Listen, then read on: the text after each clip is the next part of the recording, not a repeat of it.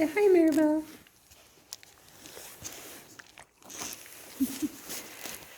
So, hello and welcome back to my channel. It is day, 5 of the quarantine COVID thing going on. So we had to get outside with the kids and it's like -5, feels like somewhere between -5 and -10 Celsius. So hence all the layers.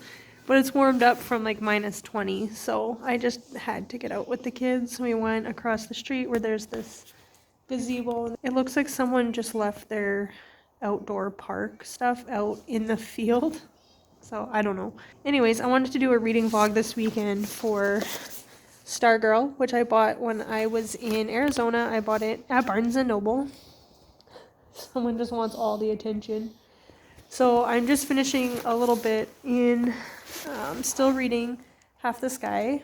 And I mentioned some thoughts in my Women's Day reading vlog about abortion and being like pro-life or pro-choice. And it's really interesting. Like I said, I will always vote pro-choice. And what they're talking about in here is such an important lesson, I think, that everyone needs to learn. And we just think, oh, we're Christians or we value the life of the unborn fetus, so I'm going to vote pro-life. But we don't think about the consequences of that. Some of the things they talk about in here, it says, that has been the pattern again and again. With the best of intentions, pro-life conservatives have taken some positions in reproductive health that actually hurt those whom they are trying to help, and that results in more abortions. And they talk about how pro-life people will find out that a program is like funding somewhere that actually allows abortions, so they want to pull the funding, even though that funding has nothing to do with funding the abortions themselves or anything like that. And because that funding gets pulled, then hospitals in third world countries are left without funding, and then they get no money for being able to perform like safe C-sections or things like that, and helping women and even providing contraceptives so they don't get pregnant. So it's really important to look into what you're voting for when you're voting pro-life or pro-choice. Don't just vote based off your morals, but look into the company and what they are funding. And you can still live pro-life in your life and still maybe help people closer to you in your church or something that are struggling, and help them. Like I said before, like if they want to have the baby but they have nowhere to stay, do you have an extra room? If they don't have any money at all and they're struggling, can you buy diapers or formula or clothes or something? Can you babysit so that kid, so the mom or dad can go to work and school or whatever, right? So just look for different ways to be actively pro-life, but in some areas you may still vote pro-choice. Anyways, that's the beginning of my vlog. I'm gonna read a couple more pages in this Half the Sky, and then get into Stargirl and watch that movie sometime this weekend. I'll talk to you later. Is this the wind, Mommy? Mommy, You okay? blowing it. Sophie, what are we doing out here today? We're trying to find sticks. Sticks for what? For making crafts. No, do you want to wear them? So it's Saturday night, like 11 p.m. My husband left on Thursday to go spend a weekend with his friends for his birthday. So this is my third night sleeping by myself in the bed, which is fine. It doesn't bother me.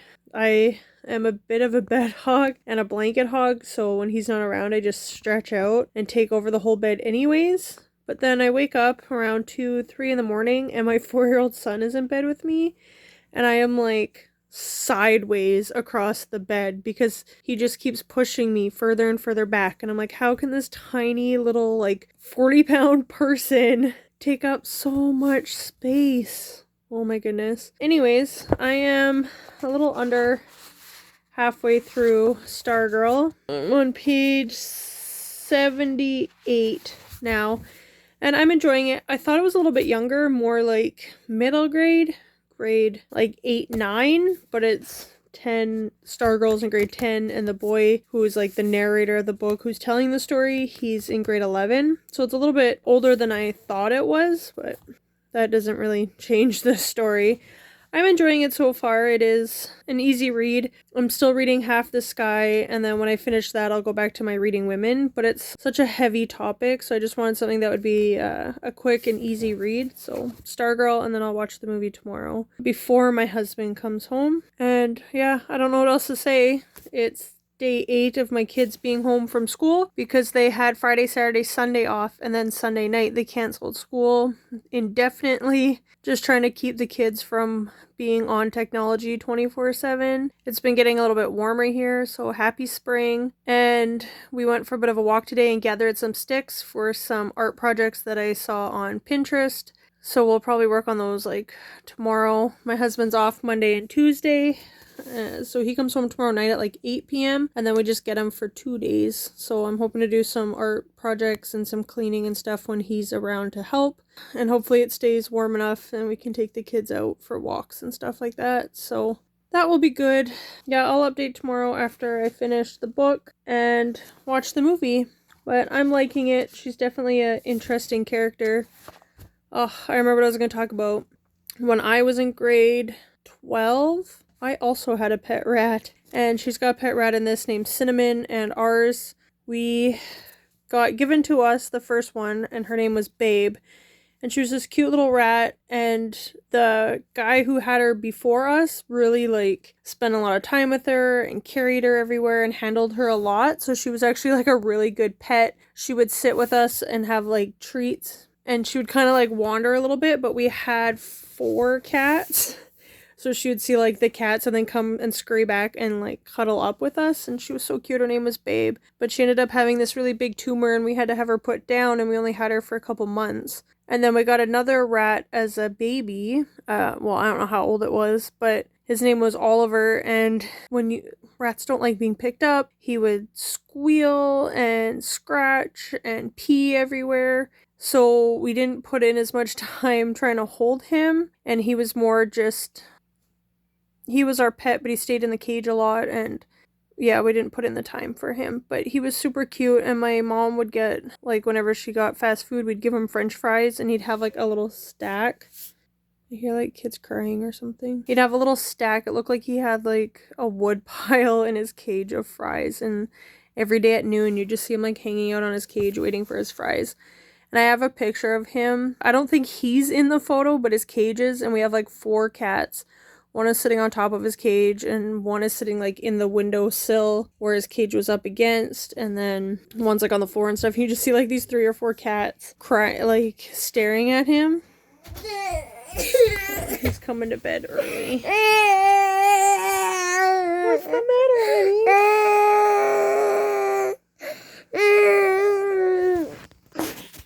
honey? My last night alone, and little Stinker's in here before I've even fallen asleep.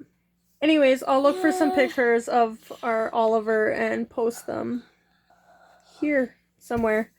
And I will update tomorrow. Say goodnight, Rylan. Say goodnight, everybody.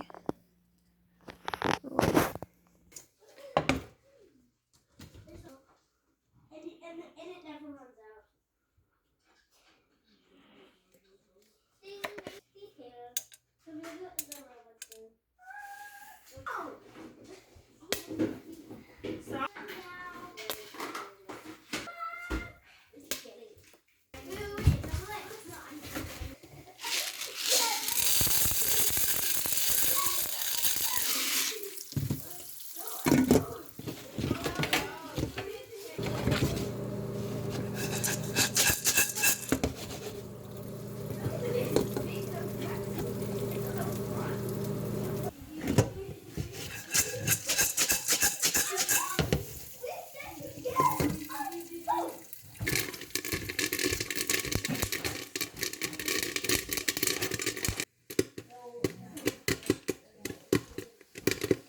He keeps on going cray-cray in the house, so he made a new adjustment.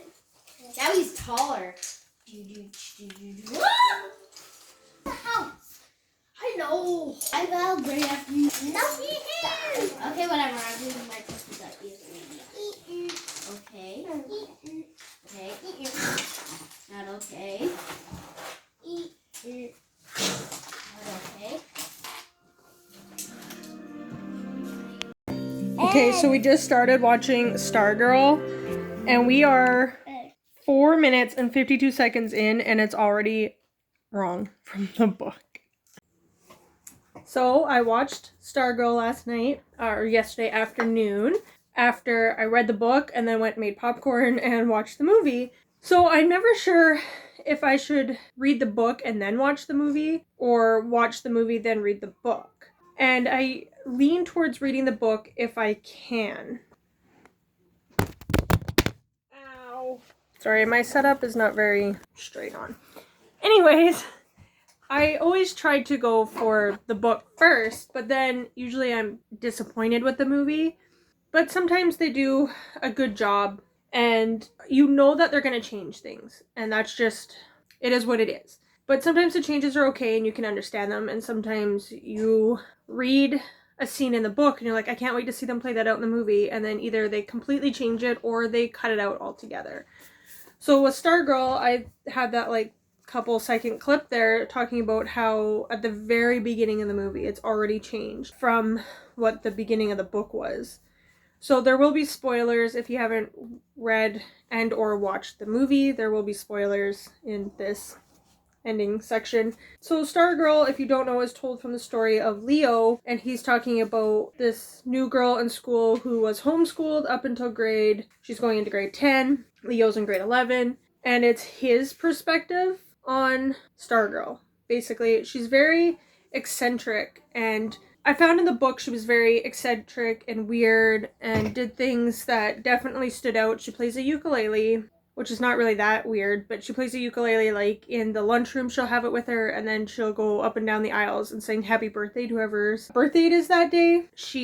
There's a scene when she's at the football game. It's like the halftime, and she runs out and she's cheering, and she's not on the cheer team or anything, but she's like running all over the field, and the refs and like guards and stuff have to like chase her off the field. That doesn't really happen in the book or in the movie. And she's got a pet rat, like I mentioned, Cinnamon. And I can understand, like, there's one scene in the book where Cinnamon is smelling Leo and like sniffing in his ear and stuff like that, and that doesn't really happen in the movie where he's sniffing in the ear and stuff. And I can understand, like, it's kind of hard to train rats, I can imagine. Anyways, the whole, like, the very beginning of the movie starts off differently than the book, with like the porcupine necktie. And he talks about, when I was little, my Uncle Pete had a necktie with a porcupine painted on it. I thought that necktie was just about the neatest thing in the world. When I was 12 when we moved from Pennsylvania to Arizona. When Uncle Pete came to say goodbye, he was wearing the tie. I thought he did so to give me one last look at it, and I was grateful. But then, with a dramatic flourish, he whipped off the tie and draped it around my neck. It's yours, he said, going away present.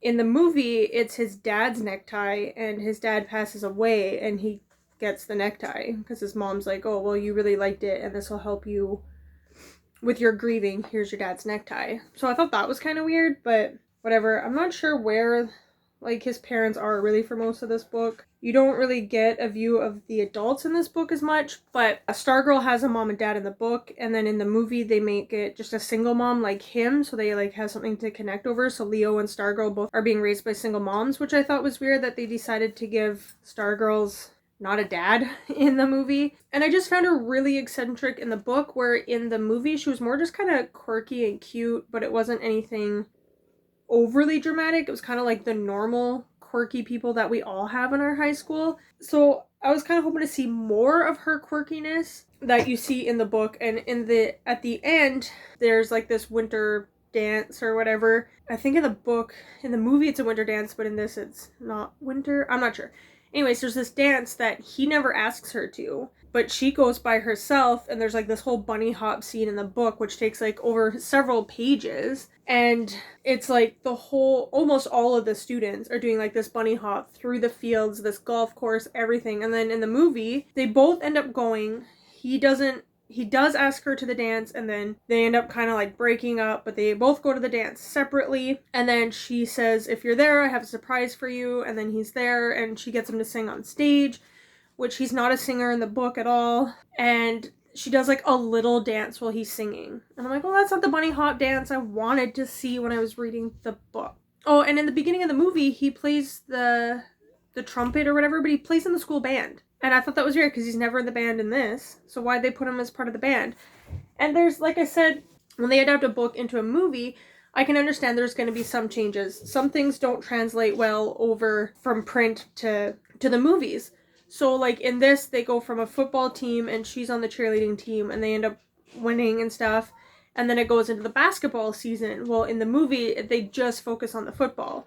And there's an injury that happens for the opposing team. One of the players gets injured in the basketball game. And this whole thing happens with Stargirl going to comfort him and being with him when she should be like ignoring him. He's the enemy, right? But in the movie, they just made it football. There was no basketball. So it's like, okay, I can understand that for time purposes and stuff. They cut out the whole basketball part, but they put the accident and that big scene that makes a big difference. They just put that as the football. So I'm like, okay, I understand that. They still put the important elements there of the opposing team's star player getting hurt and her going to comfort him and stuff like that. This book really had a message about her being unique and her being herself. And at one point, Leo gets mad at her and he's like, why can't you just be like everybody else? And her name, I won't give away what her actual name is. But so she's like, fine, I'll be like everybody else. And then she goes and changes her outfit to be normal, what everybody else is wearing. She doesn't bring a rat to school with her. Goes back to like what her birth name was, all this stuff, and tries to just be normal, and then wonders why is no one liking me?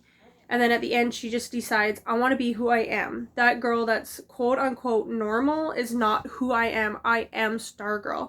And I felt like that message was really relevant in the book. In the movie, it was kind of glossed over. She spends like one day being normal, maybe a couple days, but it goes by pretty quickly. I was just like, okay. And she just decides like, yeah, I am Stargirl. This isn't who I am. And I'm just going to be crazy and unique again. But I don't know. The message was still there in the movie, but it wasn't as big of an impact, I think. So there was that, but I think in these cases, this is why it's better to watch the movie first, because you don't know, like you're not expecting anything, and then you can be surprised when you read the book. Whereas when you read the book first and then watch the movie, it's more like it can be disappointing. On its own, a standalone movie, it was good. I liked that it was young adult. Like I said, they're grade 11, 10, 11. And it wasn't focused on like the physical aspects of their relationship, like having sex or like making out and all this stuff. It was just focusing on like her personality and stuff like that. So I like that. It was different.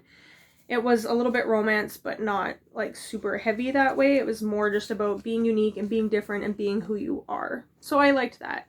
And my kids watched the movie with me a little bit, but then they got bored and went and did their own thing, which is understandable because it's a little bit older than they are, but they said they really liked it. And over the weekend, I also watched To All the Boys I Loved Before and P.S. I Still Love You. And I've seen the books all over BookTube, but I have not read them, and I thought about reading them, and then I saw that they were movies, and again, back and forth, should I read the book first? But you know what? I have so many books to read that I decided with the P.S. I Love You movies, I'm just going to go to the movies and watch those. And my husband, like I said, was gone this weekend, so I watched those like before going to bed, had my little girly time. And I really enjoyed them and I liked them. And see, I didn't read the book, so I can't compare it. But they were just really cute and fun. I found a few things strange. Laura Jean writes these 5 love letters to boys that she had like major crushes on.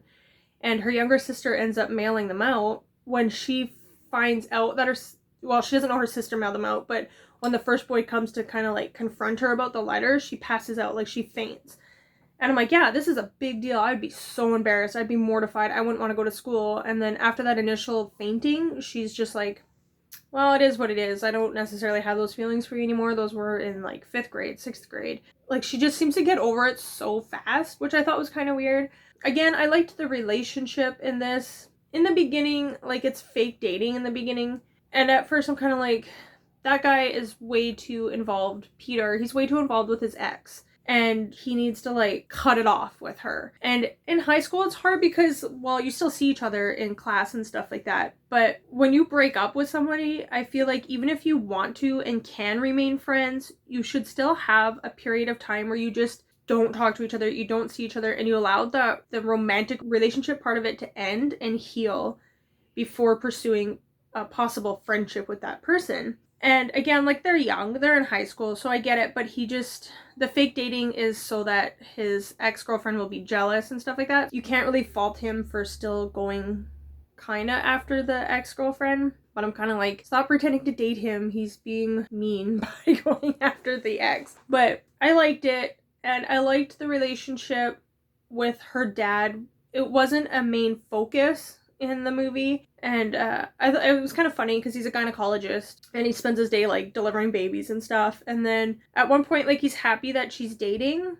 and I was thinking about it and I was like, I wish he was a little bit more protective. He seems too relaxed about it, especially since his wife died and he just has 3 daughters. I feel like he'd be more protective of them, but he's kind of like, oh, I'm so happy you're dating, and then he kind of gives her the sex talk and he's like, I don't want you to be doing it, but here's condoms just in case, and hands her like this huge bag of condoms, and it's mortifying. But she's in the car, like she's not around anybody else, but still, it's an awkward conversation to have. And I kind of felt like he should be a little bit more protective, I guess. But then I was thinking about it more and I'm like, he tells her like, you're growing up and I don't want you to be having like a physical relationship with somebody, but I know that could happen, so I want you to be safe. So I liked that. And he still had rules, like when the boy came to pick her up to go to a party, he said, like, keep your hands to yourself, have her back by 11. Like, he did have rules, but he also wasn't super protective, like, come in and see my gun case and my knife set and all this stuff. Like, if you touch her, I'm going to